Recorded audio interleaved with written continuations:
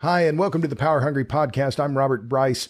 On this podcast, we talk about energy, power, innovation, and politics. And I'm pleased to welcome Antoine Saab. He's the founder and CEO of E24 Solutions. Antoine, welcome to the Power Hungry Podcast. Thank you for having me. Now, Antoine, we've met before. We met in Beirut 4 years ago, and I didn't warn you. And you're in the film Juice: How Electricity Explains the World, in the documentary that we produced and released a couple of years ago. So I know you, but I didn't warn you. Guests on this podcast, I have them introduce themselves. So I've given your title and I've told people a little bit about you, but if you don't mind, imagine you've arrived at a dinner party there in Montreal, where you are now, or somewhere else, and you don't know anyone there, and you have, say, 30 or 45 seconds to introduce yourself. Please do so. Yes, my name is Antoine Saab. I'm the founder and CEO of E24. We are an energy solution company. We are basically a company that has focused on developing solar energy and storage solutions for the emerging markets in principle. But now we're expanding across different countries, including Canada and soon, hopefully, the United States. Gotcha. And tell me and how old is E24? Well, E24 started back in 2010. We're about 11 years old now, and the first few years were really focused on R&D. But now we're trying to grow our market base over Africa and different regions of the planet. So I definitely want to talk more about E24 and the technologies you're using, battery chemistry. I want to cover all of those. I want to talk about solar and polysilicon and a whole lot of things. But we met in person, 4 years ago in Beirut. And at that time, E24 was going well. The economy in Beirut and Lebanon seemed to be on the upswing. You know, there was a lot of tourism, but no longer. Lebanon is in full-fledged crisis. So when did you leave Lebanon, and what's going on now? Okay, first, I have not left Lebanon. I will never leave Lebanon. I'm originally Lebanese, and although I also have Canadian citizenship, you know, my heart is with the Lebanese people who are really suffering at this moment. So we still have a small operational unit that is operating in Lebanon, doing extremely well actually right now, and doing a lot of things, including powering individuals, businesses, villages, microgrids, as we've shown you previously, and we've expanded in different areas. So just to be clear, despite the crisis, you're still carrying on business in Beirut. Yes. and in Lebanon. Yes, because we've been during before the crisis. Right now, we've been hardly hit because the capital that we've raised by the banks, because the banks invested in us, they got their share of the company, and then they didn't give us the money. Well, they gave us the money basically, but what happened was that there was a capital control, so we don't have access to it. So in reality, we had to unfortunately dismantle our relationship with the banks, given the capital control operations, and we've kind of restarted in a new capital raise, new approach. So the business in Lebanon, the initial business has been dismantled and in process of being totally closed, given that the entire setup that we had was first exploded during the bomb that exploded in the port. So this was a year. So I'm sorry to interrupt, but so this was a year ago. And just for a quick bit of background, in Juice, I interviewed Antoine at his office in Beirut, and then we went with your colleague Marwan Khouri to Kirzai, which is a quite large installation where you have solar and batteries that are in the hills in southeast of Beirut, if I remember. Yes, correct. So that was the background. That was how we met. And of course, you're one of the very clear and really very appealing voices in Juice, and was pleased to have you in the film. But you said, just to back up a little bit, you your business, which we visited, so that building was destroyed by the port explosion last year in August of last year. Total destruction. So all our offices were completely destroyed. The only part that was still operational was the underground, where we had another technical place where we do our assemblies and pre-site, pre-installation preparations.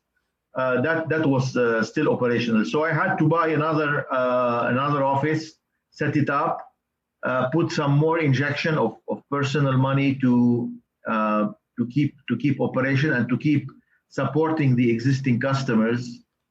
I'm really re-injecting money from my own pocket in restarting in different areas where I've diversified now.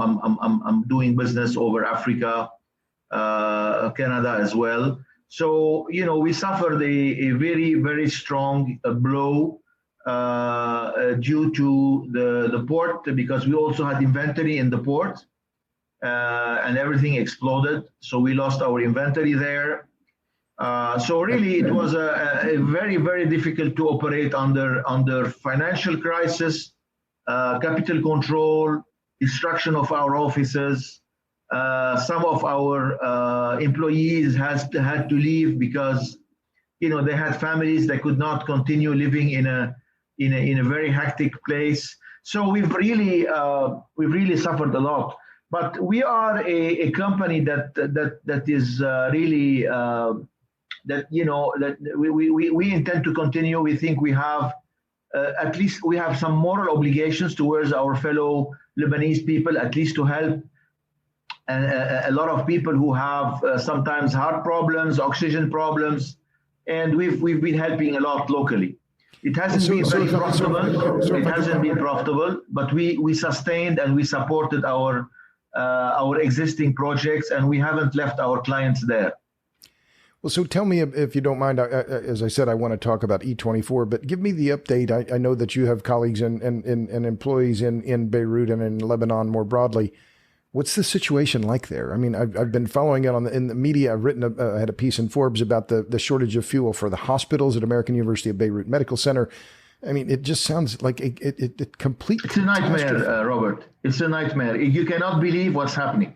So let me give you a rapid glimpse of the situation. There's no fuel. There's no electricity at all. Most places in some places they have 0 electricity hours per day. Some of them have 2 hours. So on the power side, there is 0 to 2 hours. There is the pharmacy do not have any medication anymore. Hospitals are closing. They don't have any equipment and tools to operate. Some of the hospitals don't have electricity for their operation rooms. Diesel being unavailable, it's almost impossible. If you get sick, you basically die. So there's no antibiotics. You cannot find most of the medicine in Lebanon, and you cannot get to the hospital because you have no fuel in your car. So that's on the even now bread is missing, because to bake bread you need fuel. You cannot, so it is becoming really a nightmare to survive in this place. So what we're doing right now, we kept a team. Marwan is still there. All the team is. I've kept most of the team that is operational there. I've used some of my resources available outside Lebanon because all the money we had in the banks is gone. So we've been able to keep our team as much as possible, support them with private funds in order to keep those people who have been working with me for a long time. I'm sorry to interrupt, but how do you even do that? I mean, the banks are closed. You can't transfer Lebanese pounds. Exactly. You're paying them in dollars. How are you even making the financial? I did have the wisdom to have some diversification, Robert, over being Canadian. I had some money, very little money in Canada, some properties. I had to struggle a lot. I had to sell my cars to get some cash. So really, we did have a lot of struggle to get there. Right now, since we are now having zero power in Lebanon, clients are really lining up, bringing their life savings just to have power, and we're powering them on solar with cash deposits. We're doing that with almost zero profits, just to assist them, because we feel that we have some obligation, humanitarian obligations towards all of those guys, all of those people who have some of them have medical conditions. So we've been working on a kind of an NGO so far. However, we kept developing our technology. We've just recently issued a solution for the military to power the military on the go. We've been talking with the Canadian Army about that. We're starting to tender for these projects to power the military and the human emergency, human assistance, crisis kind of entities. But if I can stop you for just a second, because I just want to finish talking about what's going on in Lebanon, because when we met in 2017, E24 just been named by Forbes as one of the top 100 startups in the Arab world. You were doing well, but from everything that you say about what's going on there, the shortages of fuel, shortages of power, that Lebanon's on the verge of what looks to be a humanitarian crisis. I mean, just with potentially tens of thousands of people dying for either starvation, from sickness, from the knock-on effects of lack of power. Yes. Is that what's next? Yes. What's next is malaria, is the trash in the streets. There's nobody to collect them anymore. The country is in a process of getting in total collapse. I'm talking about total collapse. There's nothing anymore. Nothing. Social insurance closed. The money has disappeared because of the devaluation of the currency. The dollar, as you remember, the $1 used to be 1,500, Robert, Lebanese pounds. Today, $1 is 20,000. So the Lebanese currency has devaluated by 97, 98%. So if you had money at the bank, you had zero anyways, if you had it in local currency. So I cannot tell you, there is nothing to describe how bad it is. There is no government whatsoever. The power electricity company is on the brink of total collapse. So they've stopped almost total power. EDL, Electricité du Liban, is now on collapsing because they don't have any fuel oil to run their generators. Correct. And what about the power ships? Because that was one of the things that I wrote about in my book. We talked about it in Juice in the film, that the Turkish company Karendiz Holdings had 2 power ships that were docked near Beirut to provide extra power. Are they producing any electricity at all? No, they stopped paying them, so they packed up and they went out. They're not getting paid anymore. So having no more money in the government, nothing is working anymore. There's nobody getting any money from the government. It's a total chaos out there. Well, so what's it's kind of Mad Max. Have you seen the Mad Max film? Yes. That's where we're getting. This is how far we are. We are almost in a Mad Max environment. Well, then what? How is this country going to be? I mean, what's going to happen? Are we really facing potentially of thousands and thousands of people just dying and civil war? I mean, Robert, imagine a father that cannot find baby milk for his baby. A baby, some babies, the mothers don't have mother's milk. They need special milk for the babies. Now, imagine those parents in what state of mind they are, where their baby is dying in their hands because they cannot feed him milk. There's no other alternative, and there is no baby milks in the pharmacies anymore. So we are getting to really a phase that is beyond anything that has ever happened in any country on the planet. That's how bad it is. I mean, I don't know. I don't know how to respond to that. I mean, when we were in Beirut, it was just, I mean, the Lebanese people were so wonderful. The food was amazing. People were welcoming, and yet we're looking at this societal collapse, and there's seem to be no prospects for any kind of rescue, even about where's the humanitarian aid, from where will it come? I mean, or the Saudis, the Qataris, who could possibly step in? Nobody's doing anything. Nobody's doing anything at this moment. Some people, there are some endeavors from the Iraqi government who's trying to give us fuel against kind of barter agreement. There are attempts, but the Arabs are not doing anything really. Talking about the Saudis, the Emiratis, really they've done some help. They did send us some food and some medical support at the moment in time after the bomb. But at this moment, we're kind of left alone, and I wonder where this is getting. And I understand, because the reason, the problem, Robert, is that the government is corrupted. Right. And the international community is willing to help. They do have the goodwill to help. However, they just don't want to enrich again and further those politicians that are really have no limit to their greed. There's no limit. So it's kind of stuck because there is no governance.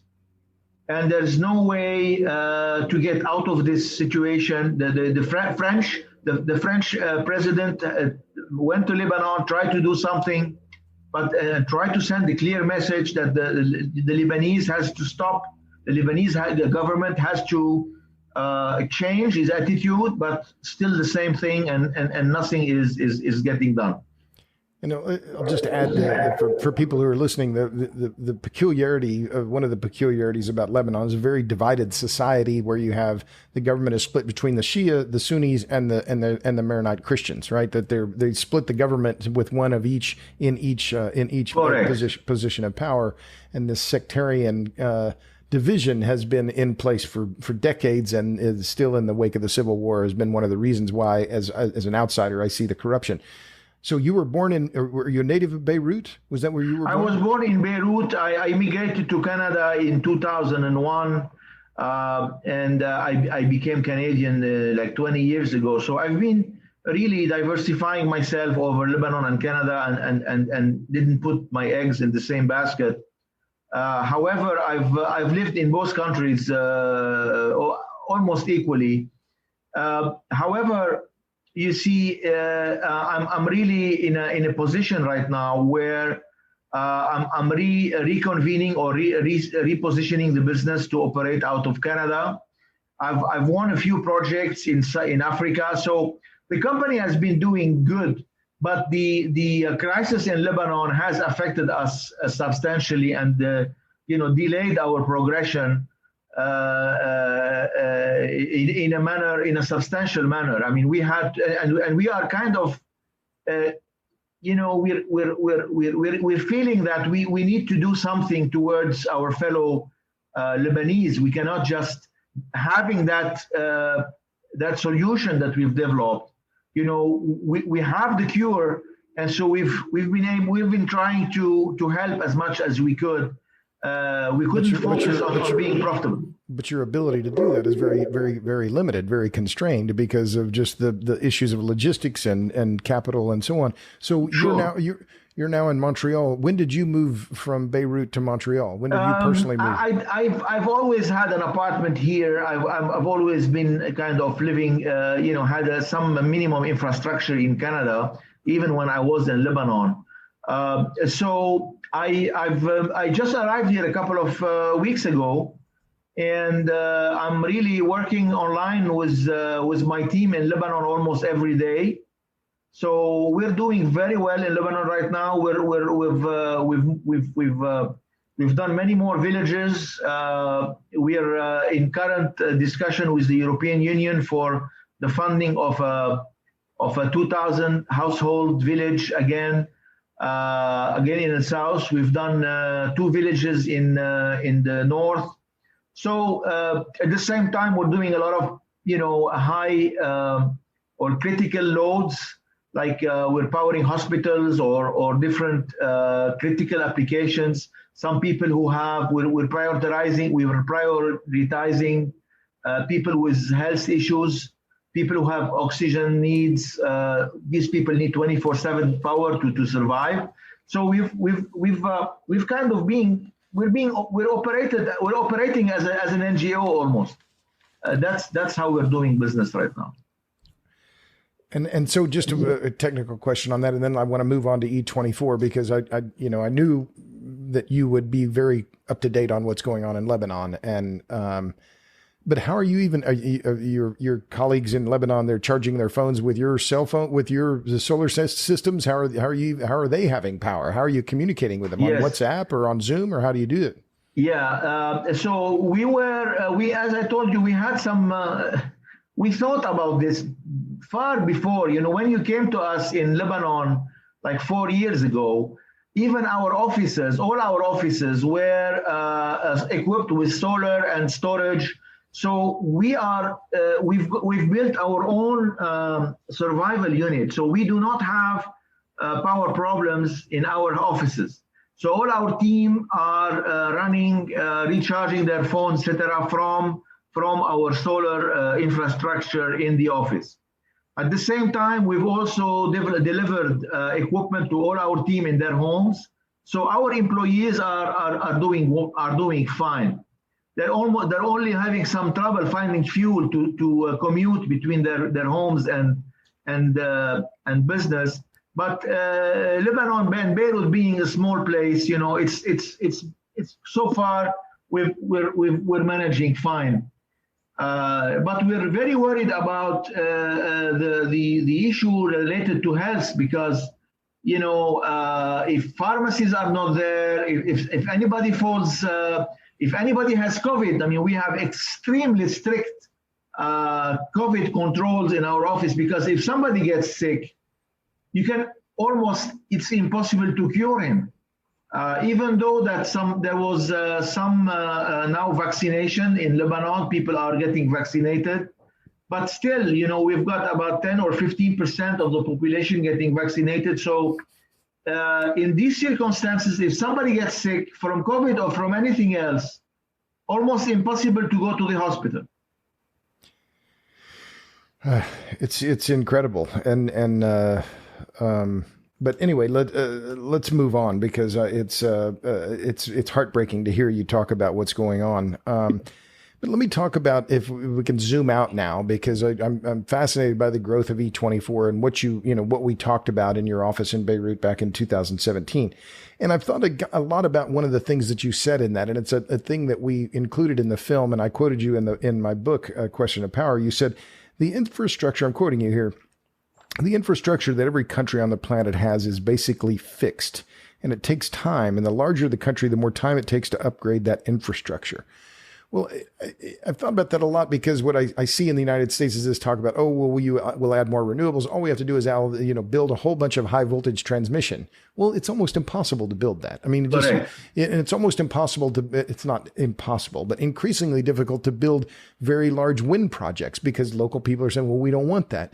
So what you have been, your insight, if I could distill what I see, how I see E24 is, well, you're saying, well, let's get solar and storage on premises for as many people as we can, because that avoids the need particularly for high voltage transmission, which is incredibly difficult to build. So my question is, how does this apply to this inability to expand, or the fact that the built infrastructure is largely fixed?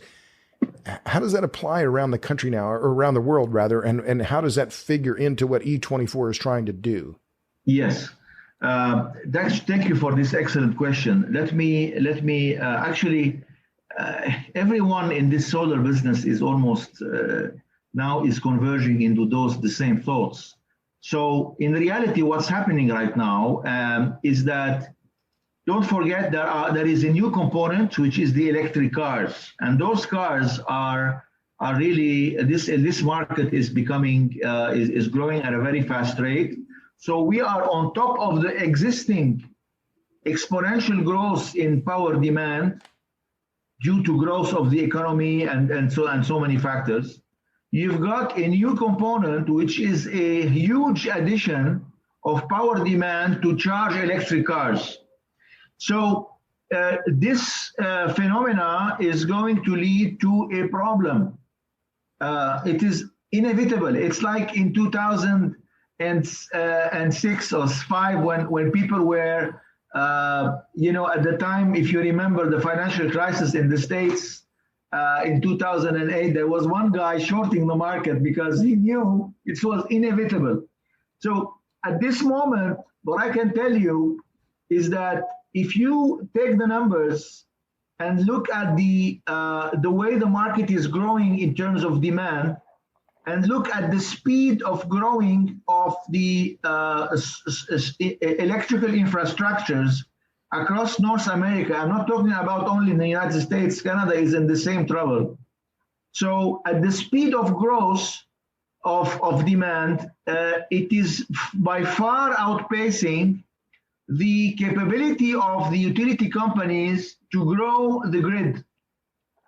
And so what I'm expecting within the next few years is a substantial collapse of power in many areas that could not go fast enough in investments to update the grid.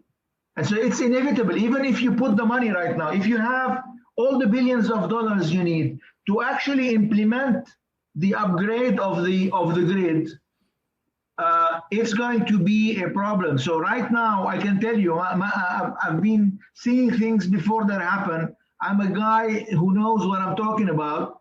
I believe that in the next few years, I cannot time it, but I can tell you that's inevitable that many areas across the entire planet, especially the states where the grid is a quite obsolete or in many areas is very old. There's going to be substantial problems. So I can see that the government, the U.S. government, is seeing that, and they're doing a lot of efforts to update and to move forward. I'm not sure they're going to be able to avoid some substantial power problems across the entire United States. Well, I tend to agree with you. I'm a skeptic about electric vehicles for a lot of reasons, but that's a separate discussion. But I think that it's clear, and we're seeing a lot more interruptions of power across the United States. And as you know, I'm in Texas, and we got massive blackout here in February. But tell me about the technology, because this is one of the things that I think is quite interesting, and that and remind me if I'm getting this wrong, but there's a lot of momentum behind lithium-ion batteries, but there are real problems with lithium-ion batteries, including fires. And as you may know, GM just recalled all of the Chevy Bolts that they produced because of the problem of fires. So at E24, you're using a very old chemistry, lead acid batteries. You talked about that when we were in Beirut, but tell me, so the basic solution that E24 is providing is large solar arrays and lead acid battery storage. Why did you go with lead acid instead of lithium ion? Yes. Okay. So you see, for different markets have different problems, and each problem need a solution that is tailored to the parameters of the problem. So as an example, in the States, in Canada, the United States, Europe, problem is about a phenomena that we call peak shaving, which means that at the moment during the day, for some reason, everybody is putting his AC at the same time or charging his car at the same time. So the grid has a very short period of time where there is a peak demand. And that peak demand is about 30 minutes, 40 minutes, and then it goes back down. So the technology required in the United States, Canada, and Europe, in the civilized world, you need a battery that provides a lot of power in a very short period of time. The problem in Africa, South America, Middle East, Lebanon, all of these places is the opposite. You need very little power but for a very long time. So that's why the lithium-ion battery, which is very, quite convenient, especially that it's light and it's very adapted for mobility and cars, it's compact. But for the emerging market, when you start needing to store electricity for 20 hours out of 24, then you need a substantially very large battery. And if you take a very large battery and using lithium ion, it would cost more than the apartment that you're living in that you want to power. So it does not make sense anymore to use such an expensive technology, which is in any case not required to be compact. You can always store it in your basement, not required to be light. If it's heavy, who cares? It's not, you're not carrying it and running with it. You put it in your attic or in your basement. So what I hear you saying, I guess, if I put it in physics terms, what you're saying is that the gravimetric energy density of the battery is not as important. You don't need the battery to be light, and you don't need it to be high energy density necessarily. You get higher energy density with lithium ion than you do with lead acid, but because it's a stationary application, doesn't really matter. Is what exactly. If I would what you need is a battery that makes financial sense, which is this. Okay, so today you generate electricity from panels for about 2 cents per kilowatt hour. It's solar energy from solar is becoming very cheap if you amortize it on its lifetime. So generating electricity at 2 cents is amazing. But now if you want to store it and the cost of storage is going to cost you 30 cents, it wouldn't make any sense anymore. So what you need is a low capex, a battery that would cost initially low, it would have an initial low price and a long lifetime, so that when you depreciate it on its lifetime, the cost of the every kilowatt that you store in that battery becomes comparable to those 2 cents. So with E24, we've demonstrated, and we're still demonstrating, that we are able to store electricity under 8 cents. So then roughly 10 cents a kilowatt hour then overall. Exactly. And it's 9 cents, because during the night, it will cost you 8 cents for storage, even less. But let's say 8 cents plus 2, that's 10 cents at night. But in the day, it costs you 2 cents because you go through the battery. The solar goes through the battery. So the average is 2 and 10. It's 2 and 10 is 12. Divided by 2 is 6, which means your average on 24 hours is 6 cents the kilowatt hour. This is becoming cheaper than the actual utility supply. So I want to interrupt you there because one of the things and we went to Kirzai, the resort in the Shuf Mountains, where you had a large, if I remember right, 100 kilowatts of solar panels and 300 kilowatt hours of storage. Yes. But the thing that stuck there with me was one that the issue was that your competition in that rural location, because the Lebanese grid is very weak and you don't have a lot of linemen, you don't have a lot of power poles, very similar to other developing countries, that the chief competition is diesel gensets, right? Diesel or gasoline generators. And yes, when you're competing at that with 30 or 40 cents a kilowatt hour, right? So is that the key to the value proposition that you're proposing then for E24 in Africa and elsewhere, that your competition is liquid fuel generators? Absolutely. And when diesel skyrockets like it is doing right now, the value proposition of E24 becomes a no-brainer deal. So between running a diesel generator, maybe you pay a little bit less to buy a generator, but it costs you 30 cents to run per kilowatt. When you invest in an E24 system, it costs you perhaps 3 times more initially, but then your running cost becomes 1/3 or even less, or 1/4 per kilowatt hour. So typically you recover your capital with E24 in about 3 to 4 years max. And so tell me more about the lead acid, because as I remember, and I think what I said in the film was that your the design for the lead acid batteries, and you use a different design. Is it a spiral? I mean, you have a different design for the battery itself. Yes, we've done something very nice with that. We took a typical a standard battery and we improved it by hardware and software. So our batteries are software driven in a manner to perform. What we've done, Robert, is we've made a lead acid battery perform with almost the same performance as a lithium ion battery, with 1/10 of the initial cost.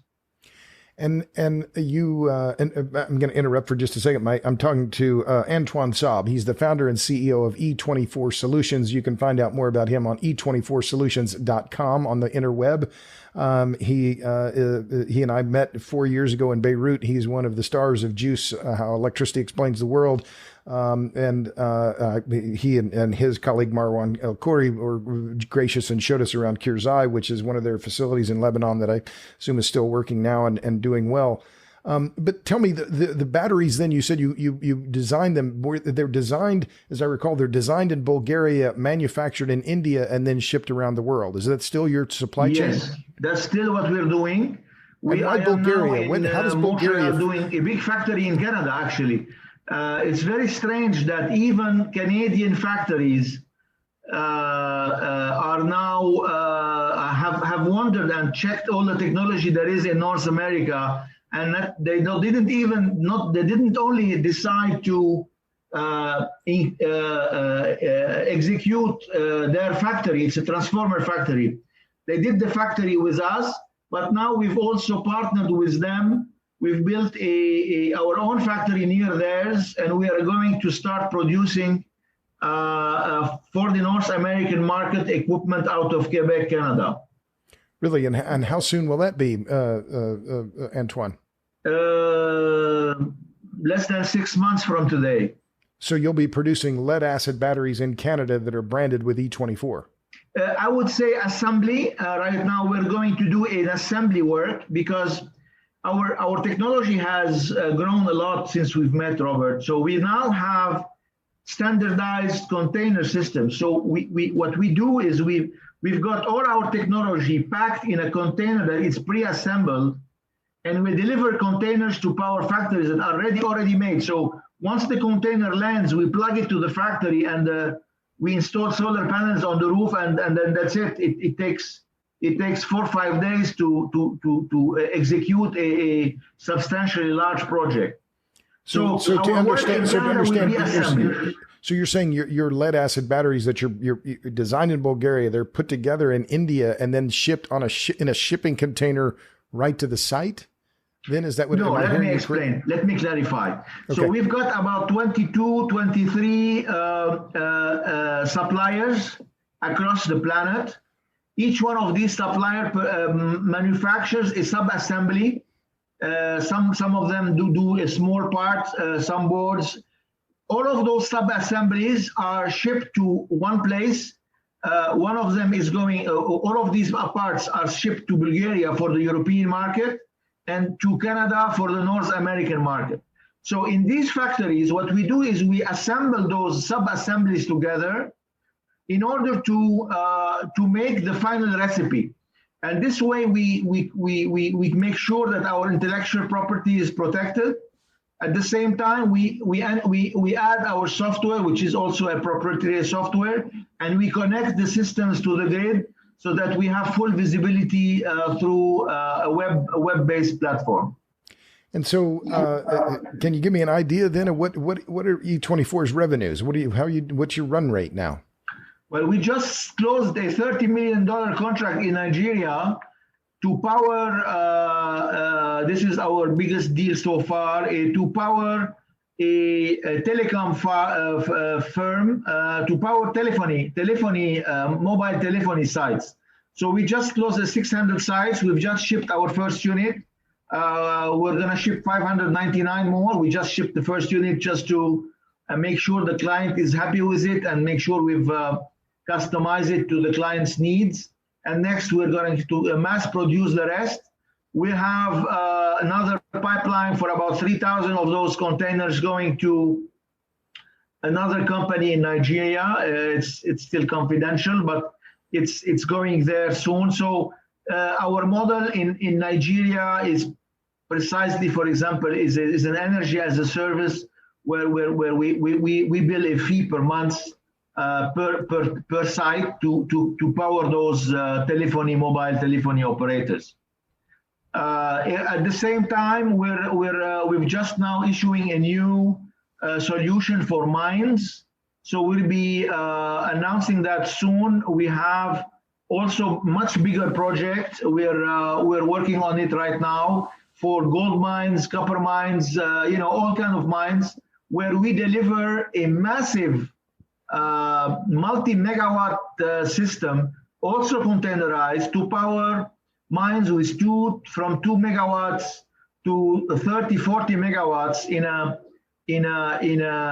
containerized system, plug and play. And then the mine would be able to reduce substantially its operating costs, because most mines right now in Africa are running on diesel. So imagine how much they would improve their profits. Right. So 30 or 40 megawatts, you're talking about 30 or 40 megawatts of installed solar capacity. Then that's a very large solar Much array. more. For a 40 megawatt power plant, you're going to need about 100 megawatts of solar panels. So typically those mines have a lot of land around them. It's just there's a big space. So we're starting to enter this market. Soon we'll be announcing our approach to how we're going to do that. We've already have partnerships being discussed right now. So we're targeting the mining industry. We're targeting also the military industry across the planet, because we came up with an amazing technology, which this time is lithium based. Because for when you talk mobility, when you want to move troops, you need this. This is the only place where you need light equipment. Sure. So we came up with a product that's almost soon going to be announced on our website. It's to power the troops, the camps, in a manner to avoid them to start generators which are tactically inappropriate. At the same time, you generate very bad fumes and gases that are very bad for the army personnel. So that this way you remove all the microparticles that are very unhealthy for the troops. Sure. And I know we talked about that as the air pollution issue is an issue of real importance in Beirut because of all the small generators. I want to come back to Nigeria, but I'm just going to repeat my question.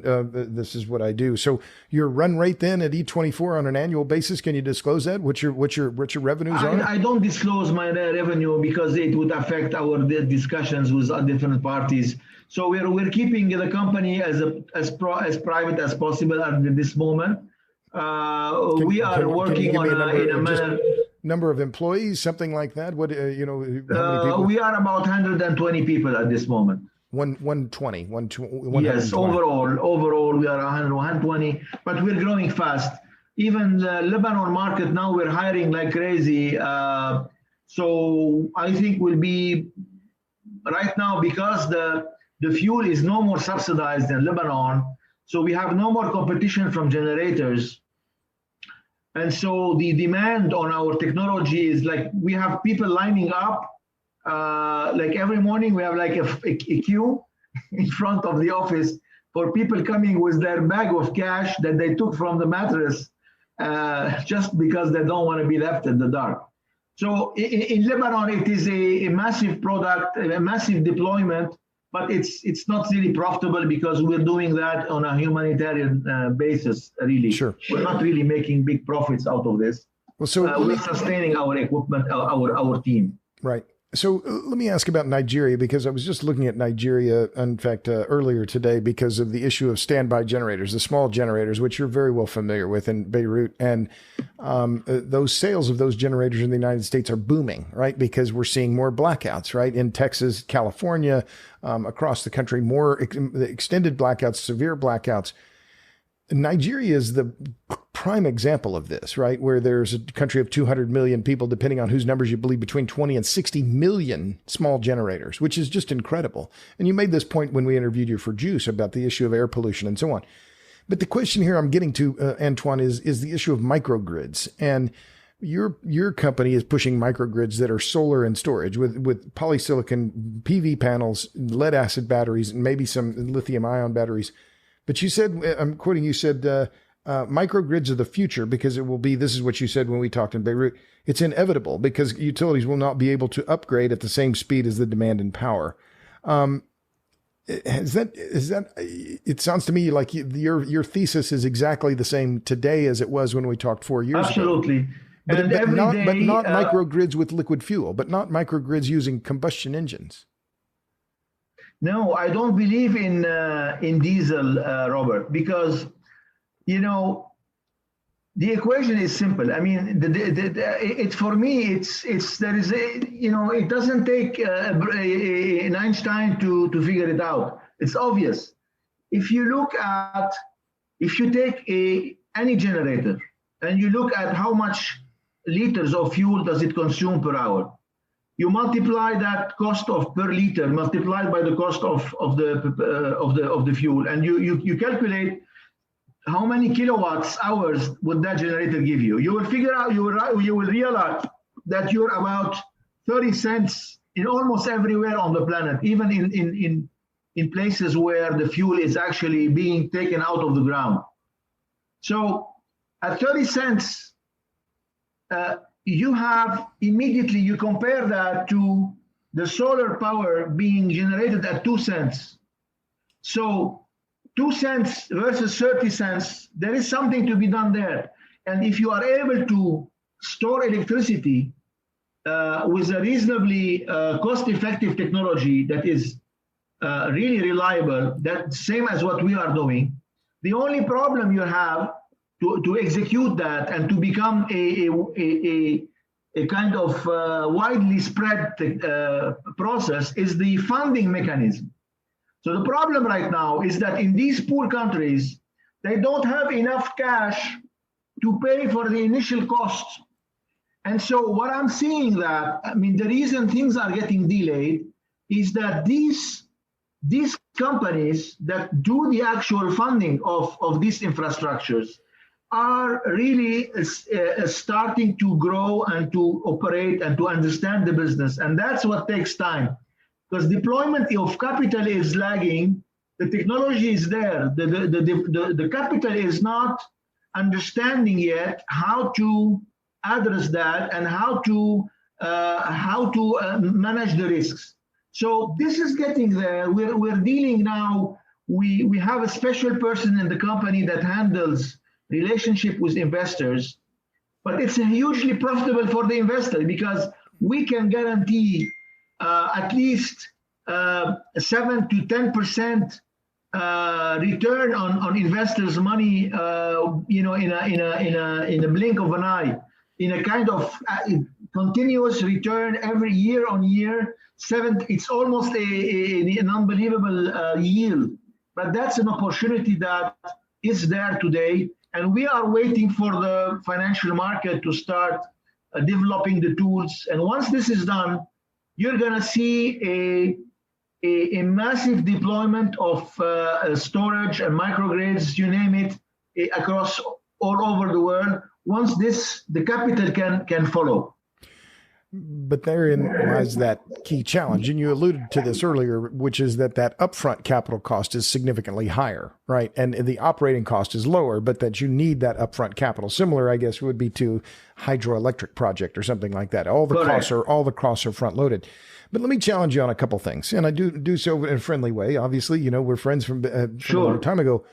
But what about the lead? I mean, this is one of the things that, it's a very stable element, right? And lead acid batteries are much more stable, far less prone to fire than lithium ion batteries, as you well know. What about the recycling issue? Talk about that. Exactly. This is another reason why we're going lead, Robert, because you see, there are a couple of factories across the planet that recycle lithium. However, I can assure you that in every country on the planet, there is multiple recycling plants to recycle car batteries already.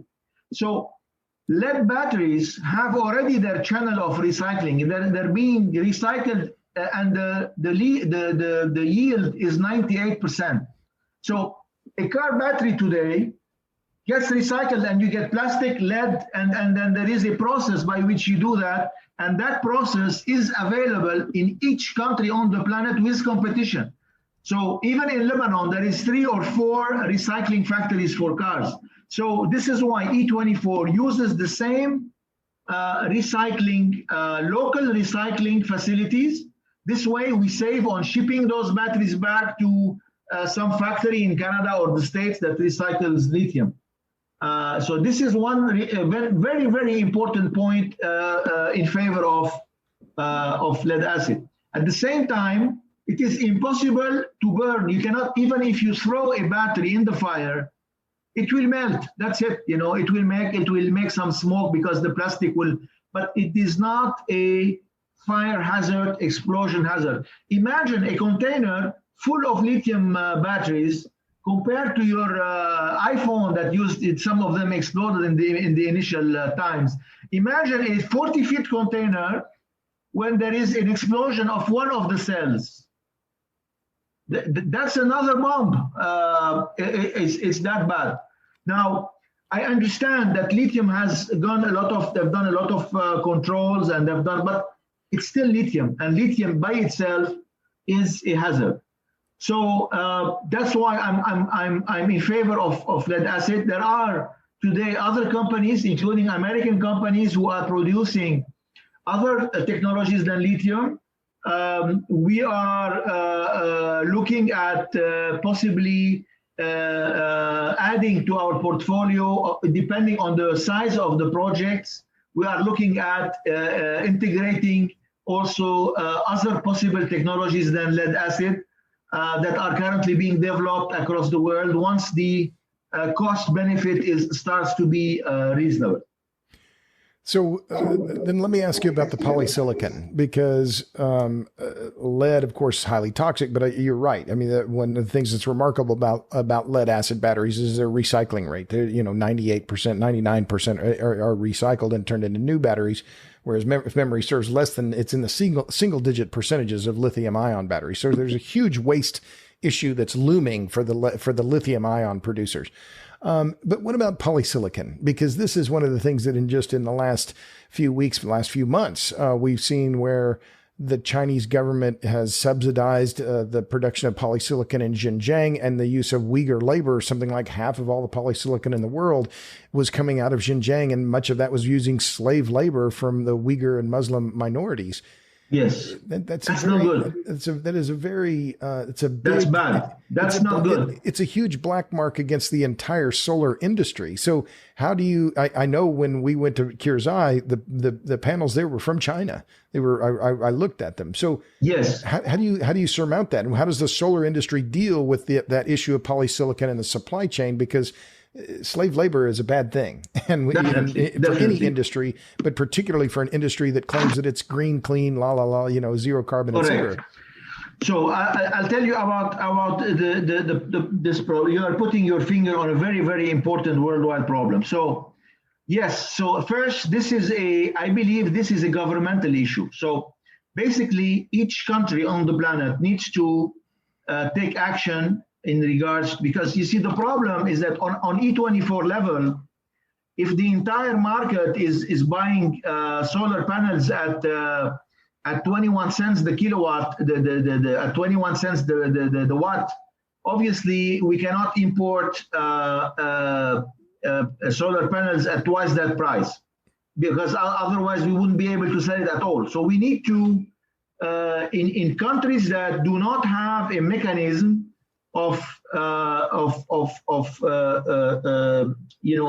tackling this issue, it's very difficult for us to do anything else but to do our share of the work, which is to make sure at least that our Chinese suppliers are not doing. I mean, so we deal with very serious suppliers who have a serious governance, and we make sure that suppliers that are, supplying us panels are not using kids or any illegal labor. However, I believe that it is the task of the governments to put the proper protection mechanisms, and the task of the companies to make sure they control their sourcing, and there are software to do that today. The United States have, with the new policy which I upload, have done a lot of good work.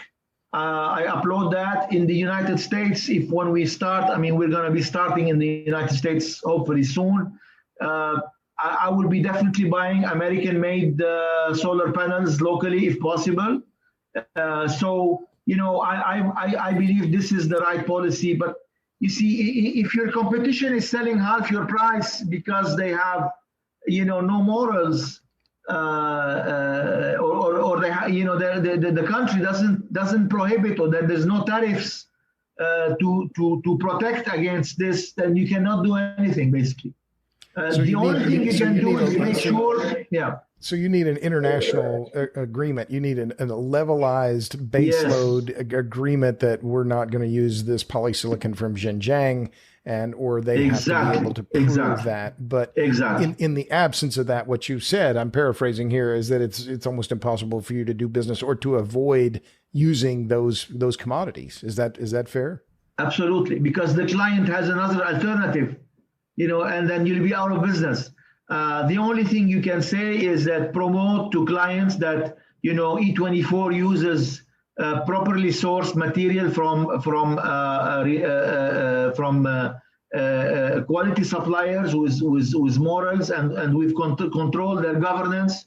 So we do deal with very serious top firms who do not play with it's not everybody that does that in China. You need to look at who's the supplier. There are serious people and there are unserious ones. Sure.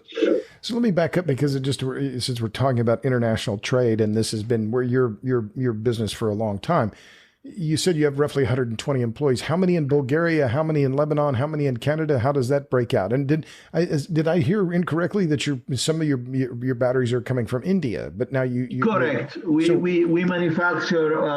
We've got a partner that produces a substantial part of that battery there. So yes, we're spread. We are a very small firm still. We are now working on executing that big project in Nigeria that is going to hopefully give us the substantial revenue. And once we do that, we're in process of restructuring ourselves in a business where we would be able to raise, based on our infrastructure and our know-how, the needed capital to become a really an international firm. So we're in process of doing that, but this issue of Lebanon has definitely delayed us substantially. But you're domiciled in Canada then now. Is that fair? Absolutely. And so, but is it the majority of your employees, are they in Bulgaria, or are they in Lebanon still? They're spread all over the place. I've got people in Nigeria. I've got people even in South Africa right now. I've got people in Canada. I'm hiring in Canada right now. Bulgaria, Lebanon, even in the UK, I have a couple of people working out of the UK. So it's moving. It's like one day you've got 30 employees there. The next day they just move 20 out of there to another place. So the company is still after 10 years, unfortunately, because of those delays, because of this turmoil in Lebanon, has substantially delayed our progress. But I think we're going to get back on our feet, and we'll do very well. We're doing great. Well, I can only imagine having your office actually physically flattened would be quite a blow to the business. Well, so just a few more things. And my guest again is Antoine Saab. He's the founder and CEO of E24 Solutions. You can find out more about them at e24solutions.com. Okay, so tell me about Nigeria. How do you protect yourself from the political risk? It's a notoriously corrupt country, maybe on par or worse than Lebanon. How do you protect yourself from the political risk in that country? Okay, so Robert, I'm dealing with what we call tower companies. Okay, so basically the model is simple. Oh, the cell phone tower guys. Yes, there are companies who are very serious and top international firms actually, who what they do is they buy the land, or they buy a 10 by 10 meter land. You know, it's small land, and they install a tower, and then they lease that tower to multiple operators. So those businesses are international businesses that have 2,000, 3,000, 20,000, 50,000 sites, whether in Africa or in South America or in the States. And so these are our customers. So we are putting our equipment on their site, on their land. The equipment is fenced. The tower is fenced. The equipment is extremely rugged because we've armored it. So we're actually shipping a container which has been armored, and it is connected with a very sophisticated security system to a cloud, and so we can control even, there's no more theft of fuel. Everything is in that container. So it's almost impossible to break into it or damage it or break it. So there is a very sophisticated alarm system and security system to prevent. But you have that connected. But you have that connected to a solar array that's on site as well, no? Yes. And how much? What's the capacity on the solar array then? We've got about 20 kilowatt of solar power per site. Okay. Okay, so it's a lot of power to make sure these towers do not have a power cut, or they have enough sun to operate, or there is enough batteries and solar panels to operate for a week, even if there is no sun. So very serious material. I see. So just for reference, so I live in Austin. I have 8.5 kilowatts of solar on the roof of my house. So it'd be a little more than almost 2.5 times the size of my residential consumption here, or my residential array here in Austin. So let me ask you about just a couple of other things, because we've been talking for nearly an hour, and we want to keep it at about that length. What do you think of Elon Musk? Amazing guy. Because he's in the battery. He's a big battery producer. Absolutely. He has a good vision.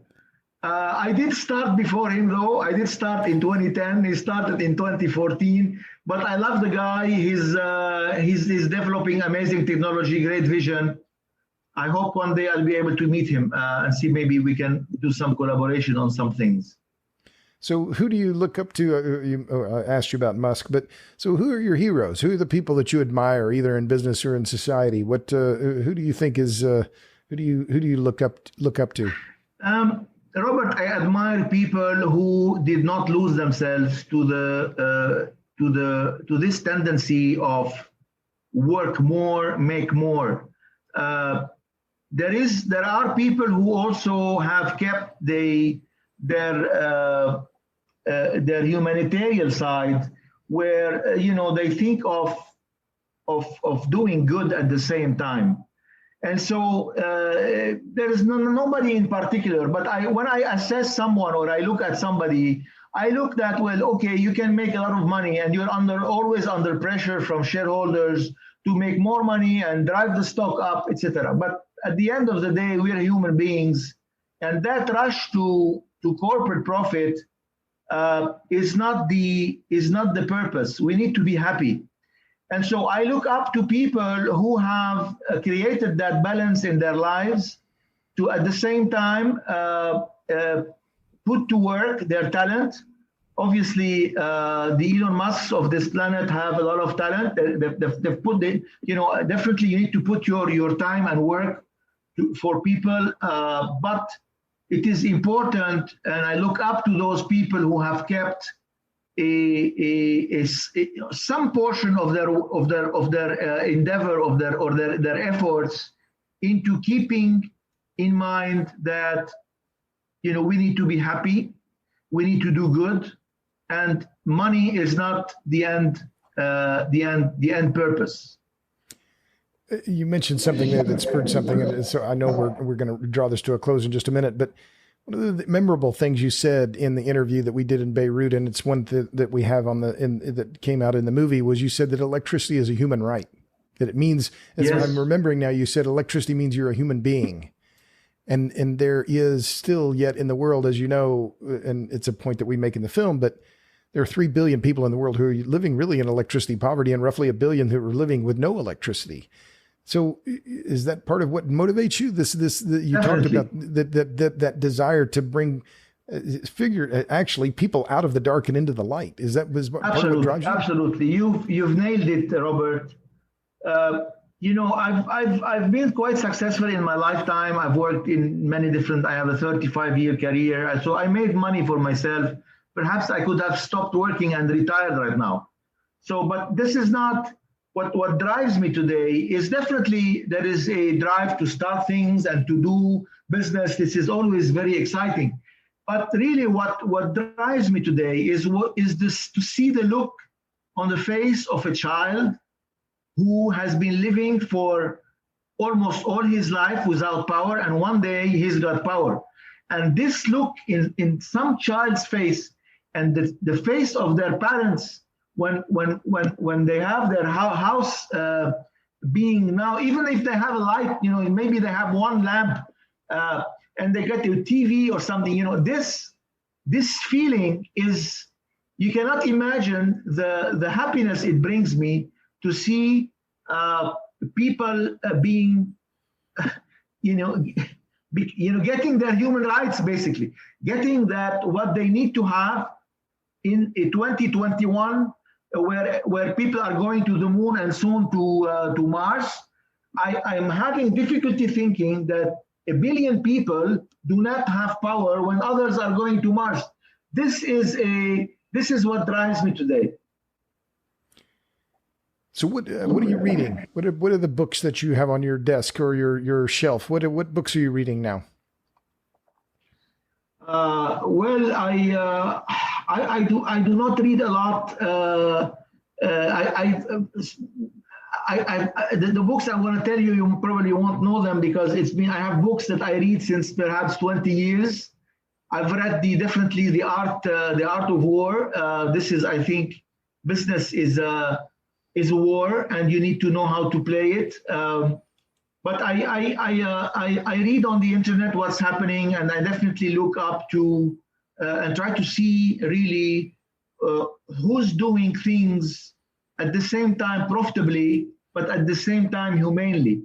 I think this is a point that is becoming very rare right now, to see leaders, doing some good things that are not so profitable, but very worthy on a humanitarian side. So I'm in a search. I'm in the quest to see who's doing good. Steve Jobs is definitely one of my gurus. Many others. What gives you hope? I think that the problem is mainly in education. The reason why there are wars and problems and corruption is a lack of education and a lack of wisdom. And I believe that, you see, for example, let me give you an idea. Lebanon has moved, I believe they have progressed. Although they are in the ditch right now, but they've progressed, because before they used to kill themselves, kill each other, and kill themselves, by the way, and kill their children in stupid wars. At least today it's an economical war. They moved up from actual war to something, because they have a little bit more wisdom. Still, they need much more wisdom to realize that if you don't have a collective consciousness, if you do not think as a team, if you do not think as a country, if you don't think, you don't know how to reunite and forget if you are Sunni, Shia, or whatever your religion, if you cannot understand that first you are Lebanese, and second you have your own religion, as soon as you realize that, and I think they will realize that. So it gives me hope that when people struggle that much, they start thinking that perhaps it's not the right way. And maybe that difficulty, all the countries that are going in struggle and wars, it's perhaps a way for them to mature, get more wisdom, and try to love each other and work for the best of their collective benefits. Well, I think we can leave it right there then. Antoine, I think that well stated and a good place to stop. My friend, Antoine Saab, is the founder and the CEO of E24 Solutions. He is now in Montreal. He's a Lebanese businessman and doing some very interesting work. You can find more about him at e24solutions.com. Antoine, thanks a million for being on the Power Hungry podcast. Thank you, Robert. I really thank you for the amazing efforts you're doing and for coming to Lebanon as well. I look forward to hopefully welcoming you soon, but after everything is hopefully in a better position. I will buy the beer, my friend. All right. And to all of you in podcast land, thanks for tuning into this episode. There are more coming. Thank you. If you're on your various platforms, give us a good rating on the podcast. And until then, I'll see you on the next episode of the Power Hungry Podcast.